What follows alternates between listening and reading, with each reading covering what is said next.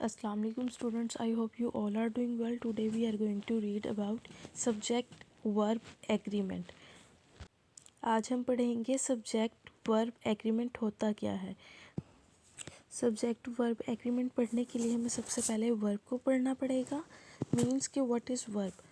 Verb a word that shows action in a sentence. Verb वो word होता है जो किसी भी सेंटेंस में एक्शन को शो करता है। For example baked, played, skip, in actions को हम वर्ब कहते हैं। अब हम सब्जेक्ट की तरफ चलते हैं कि सब्जेक्ट क्या होता है। The subject is a person और thing doing the main action. It can be more than one word. मतलब किसी भी सेंटेंस में हम एक्शन डूअर को सब्जेक्ट कहते हैं। For example the girl is brushing her teeth. In this sentence girl, the word girl is a subject. Now look at another example. They are playing soccer.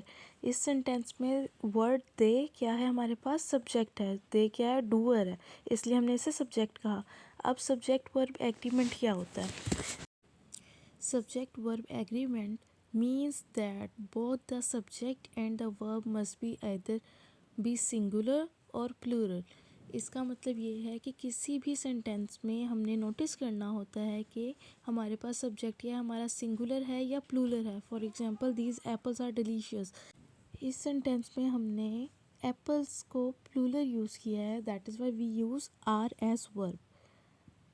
Now look at another example, this apple is delicious. यहाँ पर Apple हमने singular subject के तौर पर use किया है, that is why we are using the verb is. Apple के साथ हमने इसका वर्ब यूज़ किया। नाउ सब्जेक्ट वर्ब एग्रीमेंट क्या होगा। Brian ate an orange. Brian हमारे पास क्या है, सब्जेक्ट है, और एट हमारे पास वर्ब है। Same with other example, Billy wore a jacket. I took the dog to the park. The rose is beautiful. In this sentences आप देखेंगे कि जो हमारे पास रेड में वर्ड्स आ रहे हैं, दे सब्जेक्ट, एंड वर्ब हमारे पास क्या है, ब्लू में।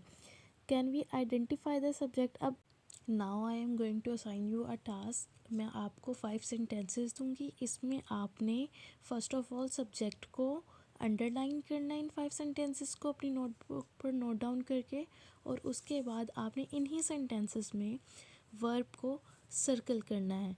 ये टास्क करने के बाद आपने एक लिस्ट बनानी है, और लिस्ट बनाने के बाद आपने एक मार्जिन लाइन लगा के मिड में पहले सब्जेक्ट लिखने हैं, और सब्जेक्ट के नीचे 5 सब्जेक्ट्स, और दूसरी साइड पर आपने वर्ब की हेडिंग देकर वर्ब नोट डाउन करना है, 5 वर्ब्स।